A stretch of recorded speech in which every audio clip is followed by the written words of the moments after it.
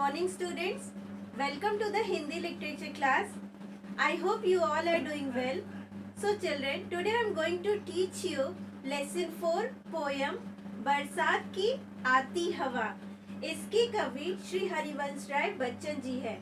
आधुनिक युग के महान कवि हरिवंश राय बच्चन जी ने इस कविता में बरसात के बाद चलने वाली हवा का मनमोहक वर्णन किया है. बरसात के बाद चलने वाली हवा धीमी, मस्त करने वाली, डालियों पत्तियों को छूने वाली और मन में उमंग और आनंद भरने वाली होती है. तो आइए देखते हैं इस कविता को. इस कविता की पंक्तियां इस प्रकार से हैं. बरसात की आती हवा वर्षा से घुले आकाश से या चंद्रमा के पास से या बादलों की सांस से, मंद मधमाती हवा बरसात की आती हवा. कवि की कल्पना में ये हवा बरसात के बाद धुले आकाश में बरसात के बाद सब कुछ कैसा लगता है, धुला धुला सा.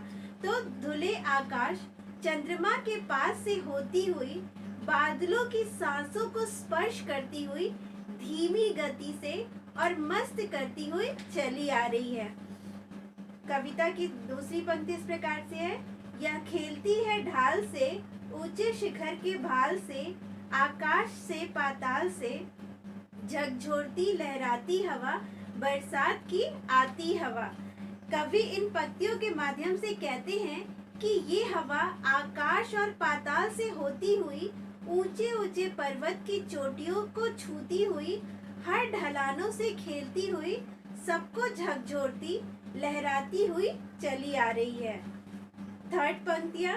यह खेलती तरुमाल से, तरुमाल मीन्स वृक्षों की पंक्ति मीन्स लाइनें, हर खेलती हर डाल से, हर एक लता के जाल से, अटखेलती इठलाती हवा बरसात की आती हवा.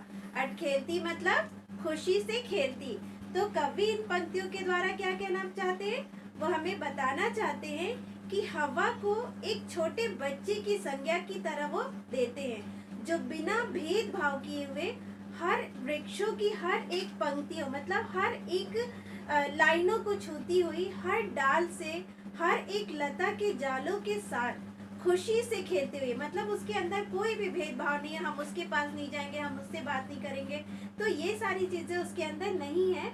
वो बिना भेदभाव किए हुए हर एक वृक्षों की पंक्तियों से, हर डाल से, हर लता के जालों के साथ खुशी से खेलती है, नखरे दिखाती है और चली आती है.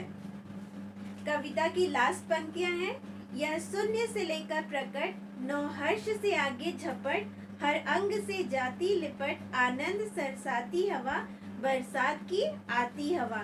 इन पंक्तियों के द्वारा कवि कहना चाहते हैं कि ये हवा एकांत से प्रकट होकर, मतलब एकदम सुनसान जगह से प्रकट होकर, नई खुशियों और रोमांच के साथ आगे बढ़कर, हर एक के अंगों से लिपट कर, हवा जब चलती है तो क्या करती है, हम सबको छूती हुई जाती है ना, लिपटती हुई उनको आनंद से भरती हुई आगे बढ़ती है. तो इस कविता के द्वारा कवि ने हवा को इस छोटे बच्चे की संज्ञा दी है, जो बिना भेदभाव किए हुए हर एक के साथ खुशी से खेलती हुई, आगे बढ़ते हुए अपने जीवन को विस्तार देती है. तो हमारा ये लेसन यहाँ पे समाप्त हुआ. Thank you.